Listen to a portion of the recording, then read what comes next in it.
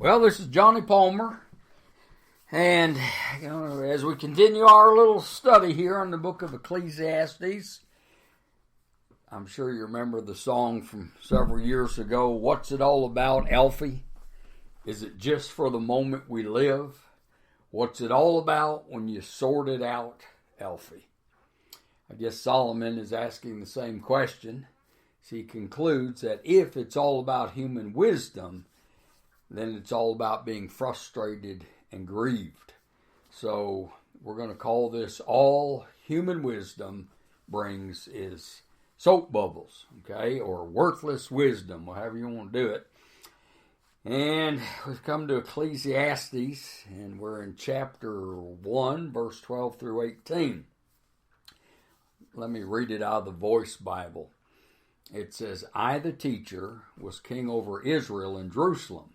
I decided to seek out and study the wisdom of the ages, of all that has been done under the heavens.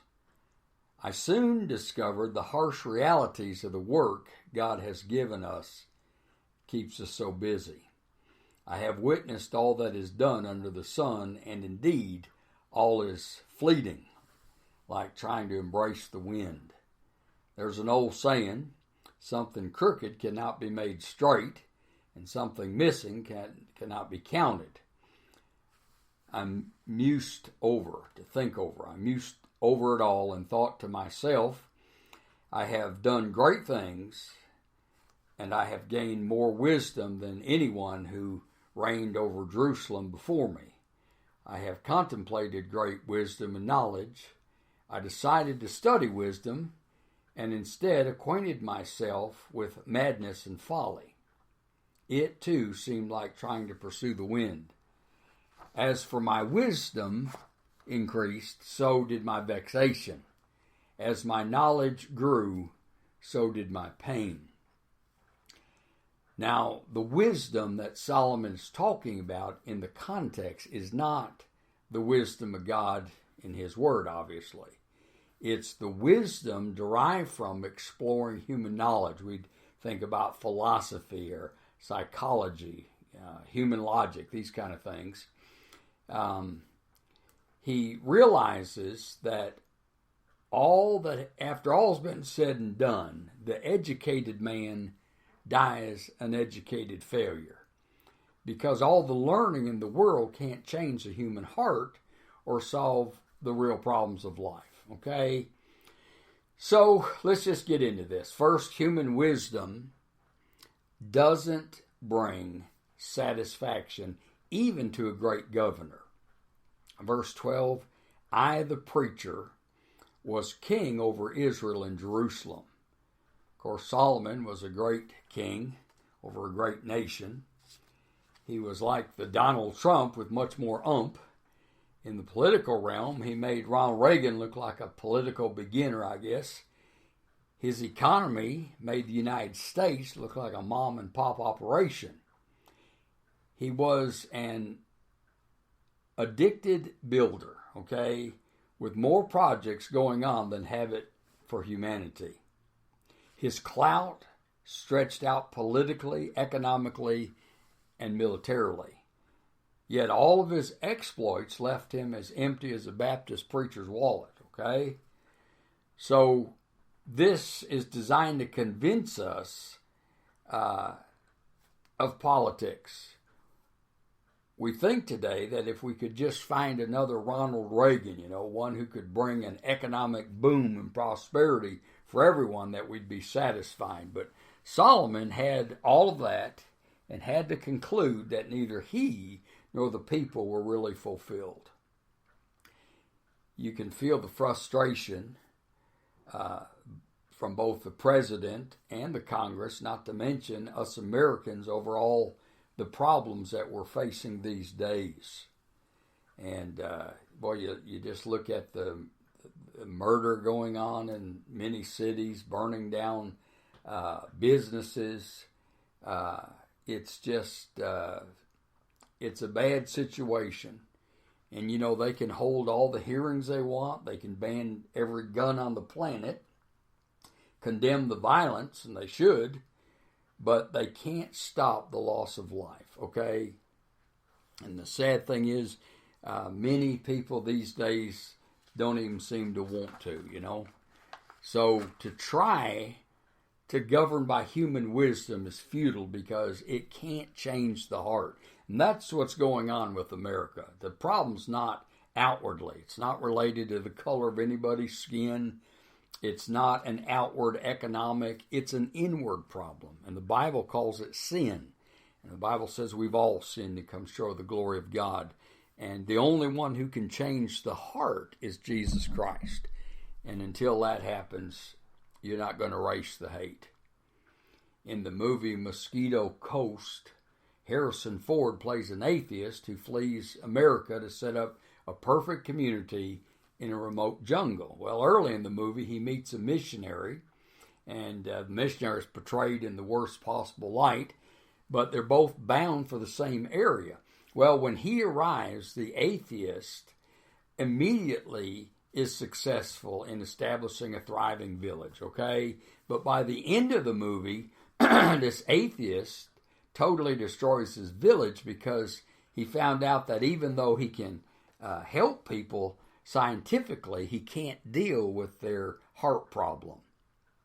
He also finds that he can't deal with his own sin. Meanwhile, the unflattering portrayal of the missionary has a loyal, loving following of people at the end of the movie. Those are people are joyful, hopeful, changed, and peaceful. A fact that irritates the atheist. He finally gets enraged and ends up destroying everything around him, including himself. So, human wisdom just doesn't bring satisfaction, even to a great governor. It doesn't work. Furthermore, human wisdom doesn't gain meaning in life. Now notice his pursuit. It says, "And I set my heart to seek and search out by wisdom." Now this wasn't a hobby or side interest for Solomon. It was the most important thing in his life at this time. And he didn't pursue this study of human achievement half-heartedly, but fully committed himself to this endeavor. The movie Taken, Brian Mills, a former CIA operative who determines to track down his teenage daughter after she's been kidnapped by human traffickers while on a trip with his girlfriend in France. In one scene, he tells about one of the abductors, and he said, I don't know you. Who are you? I don't know what you want. I can tell you I don't have money, but what I do have is a very particular set of skills that I've acquired over a very long career. Skills that can make me a nightmare for people like you. He said, if you let my daughter go now, that'll be the end of it. And I'll not look for you. I'll not pursue you. But if you don't, I will look for you. I will find you, and I'll kill you. And the abductor coolly responds, well, good luck. And of course, in the movie, Brian begins his relentless pursuit. He finally finds his daughter on a yacht sold as a prostitute to a wealthy Arab businessman. Brian, at the end, is bloody and beaten, but he finds his daughter. Now, Solomon is like that in his pursuit for the meaning of life. He has aggressively, with everything he has, sought some kind of meaning and purpose in life through many things, in this case, wisdom, but he's living in the real world. This is not the movies where, the good guys always win. Remember that song, Here in the Real World by Alan Jackson? Cowboys don't cry, and heroes don't die, and good always wins again and again. And love is a sweet dream that always comes true. Oh, if life were like the movies, I'd never be blue. But here in the real world, it's not that easy at all. Because when hearts get broken, it's real tears that fall. And darling, it's sad but true. But the one thing I've learned from you is how the boy don't always get the girl here in the real world. Well, Solomon is in the real world. We're in the real world. And even though he ends up bloodied and bruised, he also ends up empty. And in the real world, if you leave God out of the picture and eternity out, you always end up with nothing but a blank canvas. Okay? So his pursuit, his limited perspective, here it is again, concerning all that is done under the sun. In other words, he leaves God out of the picture, he leaves eternity out of the picture, and so he has a earthly mindset to things that are under the sun. Okay? G. Campbell Morgan says this man has been living through all these experiences under the sun, concerned with nothing above the sun, until there came a moment in which he had seen the whole of life. And there was something over the sun. It's only as a man takes account of that which is over the sun as well as that which is under the sun that things under the sun are seen in their true light. Okay? Then we have his perplexity. Notice this burdensome task God has given to the sons of men by which they may be exercised. I have seen all the works that are done under the sun, and indeed all is vanity and grasping for the wind. I read about a man named Floyd Collins back in 1925. He was exploring a cave in Kentucky and he got stuck. Okay, he was, I think, it said 55 feet from the surface. The rescuers came, but they couldn't get him out.